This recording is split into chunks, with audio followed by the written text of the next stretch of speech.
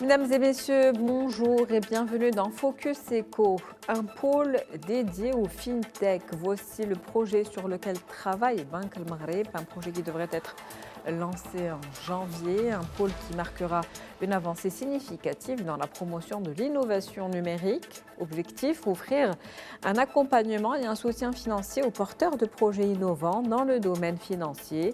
Selon le directeur général de Banque Al Maghreb, Abdelrahim Bouazza, entre 40 et 45% des crédits bancaires sont aujourd'hui destinés aux PME, ce qui met en avant le rôle important que ces petites entreprises jouent dans l'économie et pour l'économie marocaine. Comment faire de la révolution numérique une réalité pour les PME?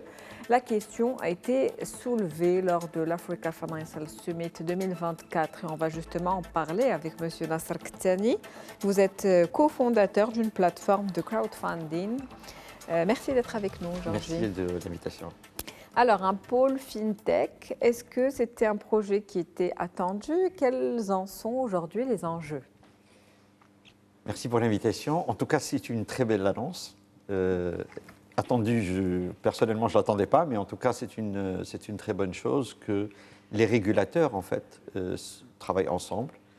Banque Al Maghreb, la MMC, la CAPS, dans le domaine de l'assurance, le ministère des Finances, je pense. On n'a pas tous les détails, mais bon, il y a un absent quand même, ce sont les FinTech elles-mêmes, c'est-à-dire les startups qui sont dans le secteur, qui sont absents de ce tour de table. En tout cas, on n'a pas vu dans l'annonce. Mais toujours est-il que c'est très important que les régulateurs soient ensemble, travaillent ensemble, avec les banques, les établissements de crédit, les établissements de paiement, pour mettre en place un cadre qui permet de la vraie création de FinTech dans notre pays. Parce que la FinTech est un enjeu très important sur lequel on peut revenir, effectivement. Donc un enjeu technique et réglementaire aujourd'hui? Absolument, un enjeu réglementaire parce que nous avons aujourd'hui, la FinTech a besoin beaucoup de cadres réglementaires pour qu'elle puisse opérer, parce que les FinTech, par nature, ce sont des entreprises qui font de la tech, mais au service de la finance. D'accord. Et donc, comme le service de la finance, de façon générale, que ce soit la banque ou les services de paiement ou l'assurance, prise de participation, les crédits, etc., et tous ces schémas-là sont réglementés, eh bien, les FinTech cherchent à innover dans ce domaine. Et des fois, elles sont confrontées à est-ce que je peux faire, est-ce que je ne peux pas faire. Et donc, il y a besoin qu'il y ait des cadres qui leur permettent d'opérer de manière transparente, en toute sécurité, et de fournir les services qu'il faut à la société. Donc, il y a des enjeux là-dedans qui sont réglementaires très importants, et des enjeux fiscaux sur lesquels on peut revenir, etc. Et puis, il y a des enjeux technologiques, parce que c'est des enjeux de sécurité, des enjeux de confiance, des enjeux d'intégration de plateformes technologiques qui n'ont pas été pensées pour fonctionner. Parce que souvent, une FinTech a besoin peut-être de s'adosser à une banque, et donc ça ne fonctionne pas, parce que les banques n'ont pas prévu, et donc ça crée des frictions, mais aussi de très belles opportunités de travail entre les banques et ces FinTech, et donc tout ça doit être remis à plat, je l'espère, dans ce forum FinTech que la Banque centrale et les autres pilotent. Un pôle FinTech, donc dédié au FinTech, qui était finalement une nécessité aujourd'hui. Donc, Absolument. vous l'avez dit, plusieurs enjeux techniques, réglementaires, mais aussi sociétaux. Comment est-ce que ça va fonctionner, cette collaboration? Comment cet écosystème ou nouvel écosystème devrait fonctionner? Alors, ce qu'on aimerait, bien évidemment, je pense qu'il y a une très belle opportunité, maintenant que les régulateurs ont annoncé ça, de créer des conditions de co-construction avec ces startups technologiques pour imaginer les produits et les services de demain.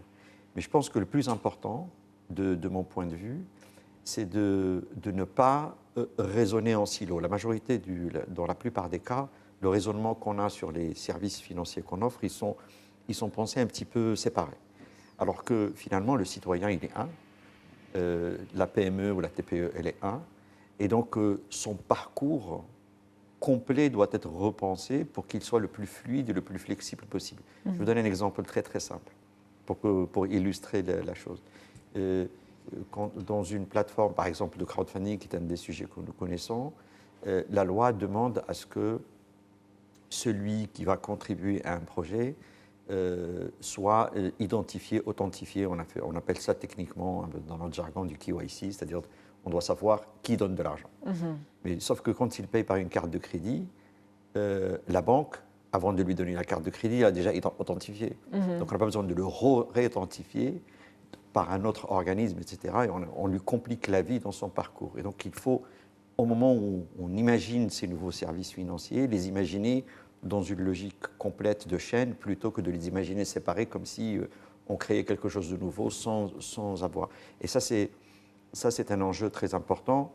Il y a aussi les enjeux financiers, des frais financiers de ces services, parce que bien évidemment, qui dit service financier dit à un moment donné que ça va coûter de l'argent, et il ne faut pas que, quand on veut faire de l'inclusion financière ou quand on veut offrir des nouveaux services à nos PME, TPE, que le coût du service soit très élevé.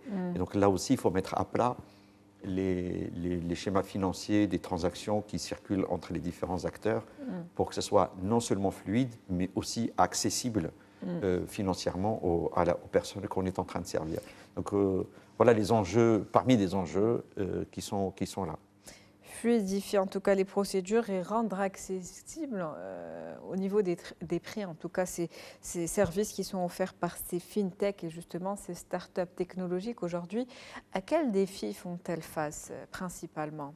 Ben, elles font face à ces défis réglementaires, elles font face aussi des fois beaucoup d'entre elles, quand elles vont discuter avec les banques, parce qu'il faut souvent qu'elles soient adossées à un établissement de paiement, à un établissement de crédit ou un établissement de paiement, mais dans le monde de l'assurance, c'est la même chose, etc. C'est que les systèmes qui existent aujourd'hui, les systèmes d'information, les systèmes bancaires qui ont été construits, n'ont pas été construits pour fonctionner dans un écosystème avec des fintechs. Ils ont été construits pour fonctionner tout seuls. Alors, quand on a introduit la monétique, on l'a introduit d'une certaine manière, mais aujourd'hui, elles ont besoin de pouvoir avoir des accès technologiques, fluides, rapides, nouveaux, comme il existe d'ailleurs dans d'autres pays. En Europe, par exemple, il existe une directive qui s'appelle la DSP2, qui est la directive des services de paiement numéro 2, et qui fait en sorte que les établissements bancaires, les établissements de crédit donnent des points d'entrée, on appelle ça des API, pour faire de l'open banking, et qui permettrait de connecter ces startups innovantes au système de paiement pour fluidifier, créer des nouveaux services qui n'existaient pas, etc. On a besoin de ça, les startups souffrent de ce manque, qu'on aimerait avoir. Ça fait partie de cela, mais il y a aussi des soucis de fiscalité. Souvent, les lois sur ces services existent, mais le régulateur financier, le ministère des Finances ne met pas à jour la fiscalité pour s'adapter à ces nouveaux services, alors qu'il faut aussi la mettre à plat pour remettre de l'ordre un peu là-dedans.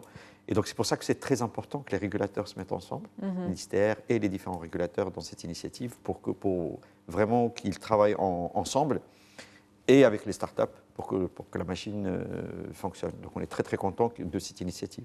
En tout cas, donc ce pôle dédié au fintech est un potentiel aujourd'hui à exploiter, la possibilité en tout cas de réglementer, comme vous avez dit, au niveau technique, mais aussi au niveau de la pratique des prix, ce secteur. Si on devait parler des entreprises maintenant de manière générale et des PME, d'ailleurs, entre 40 et 45% des crédits bancaires, je le disais tout à l'heure en préambule, sont destinés à ces PME. Est-ce qu'aujourd'hui, pour les PME, il est nécessaire de vivre cette transition numérique également et de virer vers la technologie, en tout cas l'intégrer dans J'ai envie de dire, l'essence de l'entreprise? Elles n'ont tout simplement pas le choix. Elles n'ont tout simplement pas le choix. Le digital fait partie aujourd'hui de notre vie. On n'imagine pas un monde aujourd'hui non digital et on n'imagine pas une PME ou une TPE aujourd'hui qui n'intègre pas le digital comme pas simplement un outil pour opérer ses processus, etc., mais aussi un outil pour offrir des nouveaux services à ses clients, pour innover, pour faire de la recherche et développement, pour aller sur le marché, pour se développer, etc. Donc le digital, et j'ai envie de dire même l'intelligence artificielle, qui est aujourd'hui un des enjeux du jour, est devenu depuis des années critique. Et donc, c'est une question de survie pour les PME. Je ne vois même pas comment est-ce qu'on peut faire autrement. Pour moi, c'est un... Mais il faut les accompagner beaucoup d'entre elles. C'est un autre sujet. Une transformation nécessaire, Absolument. un accompagnement dont on a besoin. Quel rôle, justement, le gouvernement et les institutions financières peuvent jouer aujourd'hui pour accompagner les entreprises dans cette transition qui est devenue aujourd'hui une nécessité, ce n'est plus un choix? Je pense qu'il y a plusieurs axes. Il y a un axe d'incentive pour les accompagner dans leur transformation. On peut imaginer peut-être des fiscalités adaptées pour qu'elles investissent, pour qu'elles puissent investir dans leur transformation numérique et leur transformation digitale, puisque ça a un coût pour certains. Une formation peut-être également. Il y a un sujet sur les compétences humaines, donc il faut aussi de la formation. Elles ont besoin de compétences en interne et en externe pour se transformer. Et donc ce schéma d'accompagnement, de transformation des compétences, de formation, etc., est très très important. Ce sont au moins ces deux sujets qui sont, de mon point de vue, essentiels. Et en ce qui concerne la confidentialité des informations et la sécurisation des données, est-ce que c'est un enjeu crucial aujourd'hui, majeur? Forcément, c'est un enjeu majeur. Vous savez, on sort souvent ce sujet de la sécurité, etc. Mais en fait, la sécurité, elle existe. Sans le digital, c'est un enjeu. Dans la rue, il y a des sujets de sécurité.